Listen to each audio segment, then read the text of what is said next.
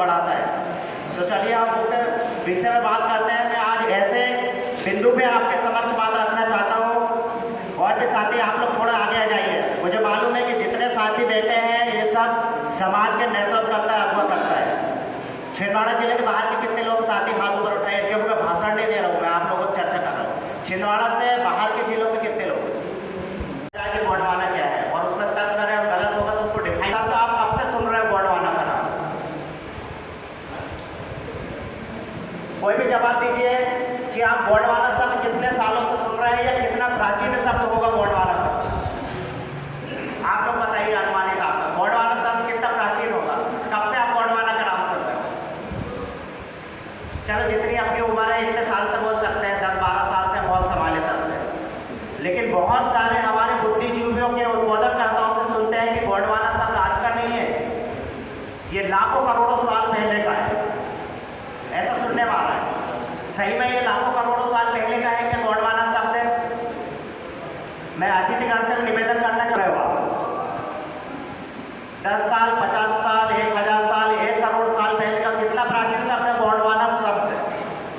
ये आज हमें जानने की बहुत आवश्यकता है। गोंडवाना शब्द मेरा ऐसा मानना है कि ये लाखों करोड़ों साल पहले से प्राचीन नाम है। क्या मैं सही हूँ? सब जो मेरे सुन रहा है, मेरे वक्ताओं को जो मुझे देख रहा है, वो अपने अपने अनुमान लगा लेना कि ये गोंडवाना शब्द 5 साल, 50 साल, 500 साल, ये 1000 वर्ष पूर्व प्राचीन है, या फिर आदिवासी इस माटी में अस्तित्व में जब से आया तब से गोंडवाना शब्द का नाम आया। आप अपने हिसाब से व्याख्या कीजिए, लिख लेना पेन में जो मुझे सुन रहा है। 2 फरवरी 1835 ब्रिटिश पार्लियामेंट में लॉर्ड मेकाले ने क्या कहा था? 2 फरवरी 1835 लॉर्ड मेकाले के बोले हुए शब्द क्या बोला था लॉर्ड मेकाले ने ब्रिटिश पार्लियामेंट में? कि मैंने भारत के उत्तर, दक्षिण, पूर्व, पश्चिम घूमा और मुझे भारत में कोई भी चोर, लुच्चा, भिखारी या कोई भी ऐसा दारूखोर नहीं मिला जो दारू पी के इधर उधर पड़ रहता है। भारत में इतने नैतिकवान, इतने योग्यवान लोग हैं कि उनको पराजित करना, भारत को अपने गुलाम बनाना, वहां को अपने अधीन करना अपनी बस की बात नहीं है। ये 2 फरवरी 1835 को ब्रिटिश पार्लियामेंट में लॉर्ड मेकाले ने कहा था। कौन सा लॉर्ड मेकाले? वही लॉर्ड मेकाले जिसकी शिक्षा प्रणाली आज हम ग्रहण कर रहे हैं। जो आज हमारे समुदाय के लोग प्रणाली जो आज हम पढ़ रहे हैं, लिख रहे हैं, वो देवनागरी लिपि में शिक्षा प्रणाली है। देवनागरी लिपि मतलब एक उल्टे हाथ से सीधे हाथ की तरफ पढ़ना और लिखना। हम यही कर रहे हैं। कैसे पढ़ रहे हैं हम लोग? आप लोग बताइए। मैं भाषण नहीं दे रहा हूँ, मैं आपसे बात कर रहा हूँ। हम लोग कैसे लिखते हैं? एक उल्टे हाथ से सीधे हाथ की तरफ लिख रहे हैं, उल्टे हाथ से सीधे हाथ की तरफ पढ़ रहे हैं। यही है ना लॉर्ड मेकाले की शिक्षा प्रणाली। इसको बोलते हैं देवनागरी लिपि। ये 2 फरवरी 1835 को ब्रिटिश पार्लियामेंट में लॉर्ड मेकाले ने कहा था। इससे पहले की शिक्षा प्रणाली नहीं थी? क्या हमारे बाप दादा परदादा पढ़े लिखे नहीं थे? क्या उनके पास ज्ञान नहीं था? उनके पास भी ज्ञान था। हमारे बाप दादा परदादाओं के पास भी ज्ञान था और वो ज्ञान गोटुल के माध्यम से हासिल करते थे। गोटुल मतलब गोटी कौन जानता है? हाथ खड़े कर लो सर। गोटी, गोटुल का मतलब क्या होता है बताइए ना? क्या? स्कूल। स्कूल बोल सकते हैं आज के परिवेश में, या शिक्षा दीक्षा लेने और देने का एक कोचिंग सेंटर बोल सकते हैं, एक यूनिवर्सिटी बोल सकते हैं, जहाँ पे हमारे लॉर्ड मेकाले की शिक्षा प्रणाली से पहले हमारे दादा परदादाओं की, जिसको हमारे दादा परदादाओं को हम क्या बोलते हैं? अनपढ़ गवार। हमारे दादा लोग अनपढ़ गवार नहीं थे, हमारे दादा परदादा अनपढ़ विद्वान थे, वो अनपढ़ गवार नहीं थे। ये पढ़े लिखे अनपढ़ गवार हो गए। मैं बहुत सारे पढ़े लिखे को अनपढ़ गवार इसलिए बोलता हूँ, बहुत सारे लोग बोलते हैं हिंदुस्तान। क्या ये हिंदुस्तान है? क्या संविधान में कहाँ लिखा है हिंदुस्तान है? कॉन्स्टिट्यूशन में कहाँ लिखा है?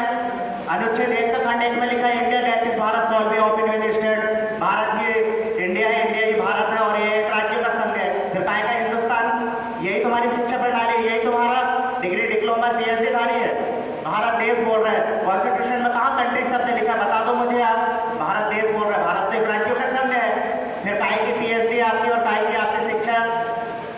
ये से ऐसी शिक्षा को कुपोषित शिक्षा है, ये निकम्मी शिक्षा है जो समाज के उत्थान के लिए काम नहीं कर रही है, समाज की कुरीतियों को यहाँ पे सम्मिलित कर रही है। ये शिक्षा प्रणाली है। तो जो लॉर्ड मैकाले की शिक्षा प्रणाली है, हमारे दादा परदादाओं की या प्राकृतिक विधि सिद्धांत क्या बोलता है? आज हम कोई पुलिस की भर्ती में गया है, हमारे बीच में आर्मी के रिटायरमेंट भी बैठे हुए हैं, हम ग्राउंड करते हैं तो ग्राउंड कैसे रनिंग करते हैं?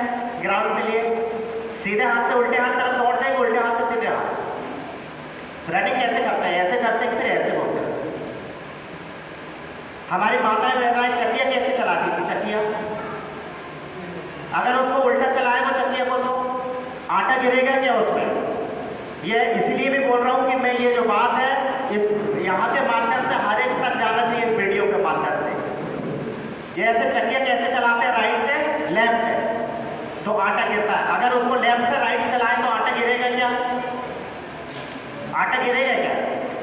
चक्की की बात करें तो आज के आधुनिक के दौर में चक्की की बात कर ले हम, जो गेहूं पीसती है, अगर उस पार्ट को उल्टा घुमाए तो क्या आटा गिरेगा? नहीं गिरेगा। हम 7 फेरे लेते हैं तो 7 फेरे कैसे लेते हैं हम?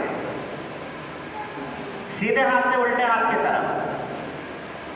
तो ये नियम हमको किसने सिखाया? ये नियम हमको सिखाया है प्राकृतिक विधि सिद्धांत। हमारे दादा परदादाओं ने हमारे प्राकृतिक विधि सिद्धांत कुदरती कानून से सीखा है। इसी कुदरती कानून को कौन फॉलो करता है? उर्दू कोई पढ़ना लिखना जानते हैं? उर्दू मुस्लिम समुदाय पढ़ते हैं। उर्दू कैसे लिखते हैं? कभी आपने देखा है? कभी पूछा है किसी से उर्दू कैसे लिखते हैं? उर्दू वो सीधे हाथ से उल्टे हाथ की तरफ लिखते हैं, राइट टू लेफ्ट। पढ़ते कैसे वो? राइट टू लेफ्ट, क्योंकि वो कुदरती कानून को मानता है। आपने सुना होगा कभी वो है परवरदिगार करके वो कुदरती कानून को करते हैं। तो हम आदिवासी समुदाय की हम बात करते हैं तो हम पूरे नए नियम नए दस्तूर ऐसे करते हैं, शादी के फेरे ऐसे लेते हैं। तो क्या हमारे दादा परदादा पूर्वज भी ऐसे ही पढ़ते रहे होंगे ना? सीधे से उल्टे हाथ की तरफ पढ़ते होंगे कि क्या? बताओ, हम अनुमान लगा रहे हैं। जब हर काम हम शादी के नए नियम नए दस्तूर ऐसे कर रहे हैं, विवाह संस्कार ऐसे कर रहे हैं, एक पेड़ में एक बेल चढ़ती है तो वो बेल भी कैसे दिशा में चढ़ती है? राइट से लेफ्ट। तो मतलब ये प्रकृति के अनुकूल है, प्रकृति के विपरीत नहीं है। अभी मैंने कुछ बहुत सारे क्या बोलते हैं पुनेमाचारों को, धर्माचारों को देखा, उनने घड़ी बना दी है, ये घड़ी चल रही है, वो घड़ी उल्टी चल रही, बोले तुमने ऐसी घड़ी बना दी है। सही घड़ी बनाया उन्होंने। घड़ी कैसे बना दी है उन्होंने? कि अब घड़ी ऐसे नहीं, अब ऐसे घुमाई, बिल्कुल सही बनाया है। तो हम उनसे कहना चाह रहे हैं बड़े बड़े इतिहासकारों से कि भैया मेरी बात आप तक पहुंच रही है तो इसमें वीडियो के माध्यम से मेरी बात सुन लो। आप घड़ी जैसे बनाए हो आपने घूमना, वैसे ये पुस्तक भी बना दो और गोंडवाना पे ख्याल भी कर देना आप लोग। आप जब ऐसी घड़ी बना रहे हो तो जब गोंडवाना की हम अगर बात करते हैं तो शिक्षा प्रणाली की बात करते हैं तो हम सीधे हाथ से उल्टे हाथ की तरफ, राइट टू लेफ्ट अगर गोंडवाना को हम पढ़ते हैं जो हमारे दादा परदादा पढ़ रहे होंगे। बात ध्यान से सुनना, मैं पॉइंट में आया हुआ। गोंडवाना की जो हम बात करें तो हम लेफ्ट से राइट पढ़ते हैं, वो एक उल्टी दिशा में हम पढ़ रहे हैं। ये चीज हम मान रहे हैं। घड़ी उल्टी चल रही तो घड़ी तो हमने बड़ा शान से बना दी, नहीं घड़ी उल्टी चल रही है, हम पढ़ उल्टे रहे तो अब उसको क्यों नहीं बता रहे हम उल्टे पढ़ रहे हैं, उसको सीधा करोगे। तो गोंडवाना जो शब्द लिखा है, जो गोंडवाना कोई लैंड की बात करते हैं, परिभाषा पूछते हैं तो वही घिसी पिटी बात, गोंडवाना लैंड का नाम है, गोंडवाना कोई बोलते हैं नहीं ये गोंडों की पार्टी है, अपने अपने हिसाब से व्याख्या करते हैं सारे लोग। लेकिन मेरी व्याख्या आप सुनिए। जो गोंडवाना शब्द है, गोंडवाना को अगर हम हमारे दादा परदादा पूर्वजों की शिक्षा प्रणाली, गोकुल व्यवस्था शिक्षा प्रणाली की हम बात करें, कुदरती कानून की हम बात करें, प्राकृतिक विधि सिद्धांत की हम बात करें, तो यही गोंडवाना को अगर हम राइट से लेफ्ट पढ़े, सीधे हाथ से उल्टे हाथ पढ़े तो क्या पढ़ेंगे बताइए आप? मैं आपसे पूछ रहा हूँ, मैं आपको बताऊँ। जो गोंडवाना जो लिखा हुआ है उस गोंडवाना को राइट से लेफ्ट पढ़िए आप। आपने तो घड़ी बना दी है, ये उल्टी चढ़ रही है। तो फिर गोंडवाना जो लिखा है वो गोंडवाना शब्द लाखों करोड़ों साल पहले से है, जब से आदिवासी मानव जीवन अस्तित्व में इस माटी में आया तब से गोंडवाना शब्द है।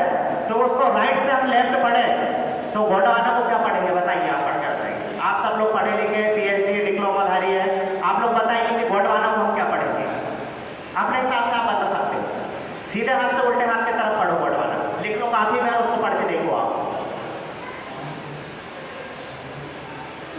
क्या शब्द आ रहा है?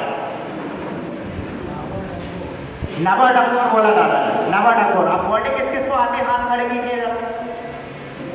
बॉडी किस किस को आती है? दादा बताओ, नवा डंगोर का मतलब क्या होता है? हमारा जंगल।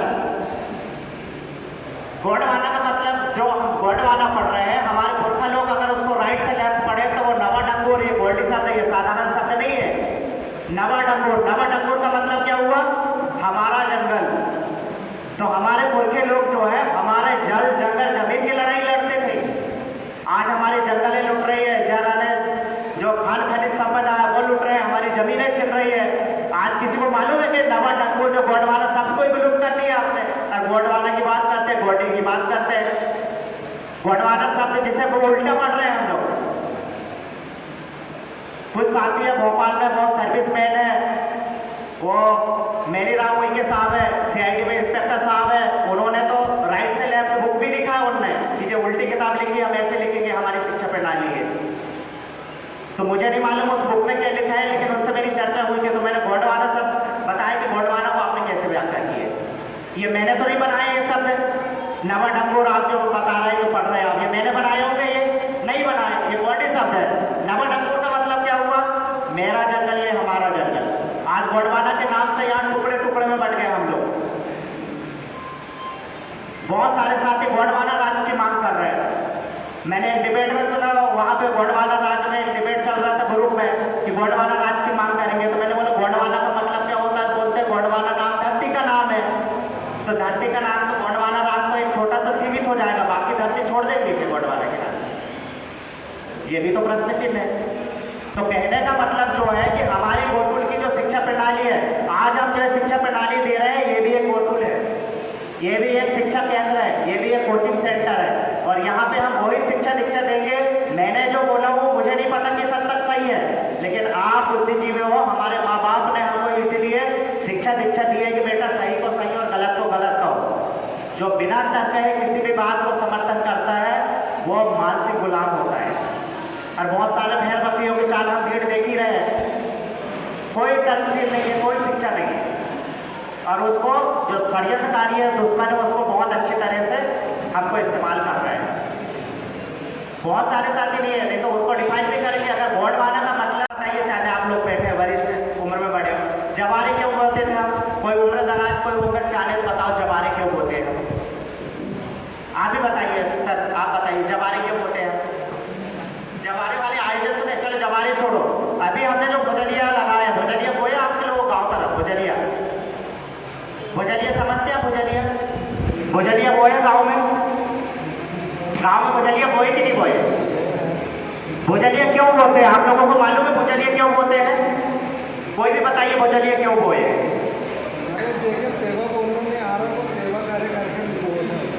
सेवा करने के लिए बोलेंगे कर को भुजलिया बोए। जवारे क्यों बोते थे हमारे लोग? कुछ लोग उसको आस्था का नाम दे देते हैं कि चलो ऐसा करो, वैसा करो, जय जयकार करो, बड़े बड़े आयोजन करो, जवारे बोलते हैं।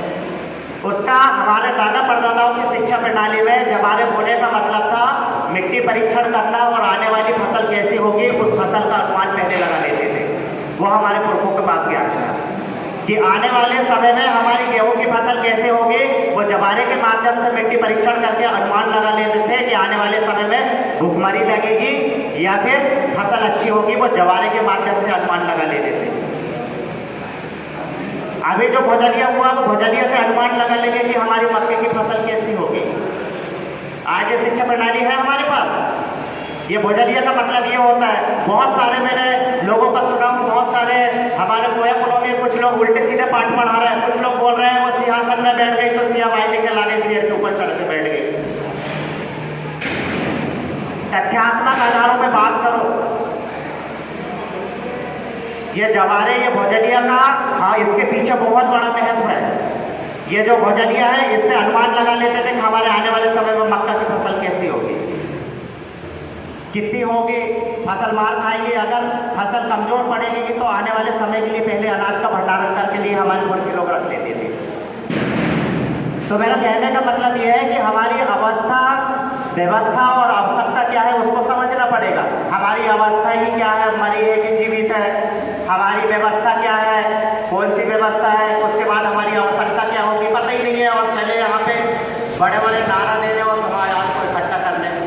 इस करने के लिए आपको गांव-गांव जाके पढ़ाना पड़ेगा, कैडर करना पड़ेगा। बड़े-बड़े मंचों से भाषण देने से जन जागृति नहीं आएगी। और आप यही कर रहे हैं। हम यहाँ से बोल बस रहे हैं, हम गांव-गांव जाके धरातल में काम भी करते हैं। कि कहना है कि लहरों ने ठानी है, लहरों ने जिद करी है समंदर में तूफान लाने की। लहरों ने जिद करी है समंदर में तूफान लाने की, और आप हम सबने भी जिद करी है कि इसी तूफान में नाव चलाने की, इसी लहरों में नाव चलाने की। बोलने के लिए और भी वक्ता हैं, मैं बस इतना ही कह के अपनी वाणी में विराम देना चाहूँगा। तो मैं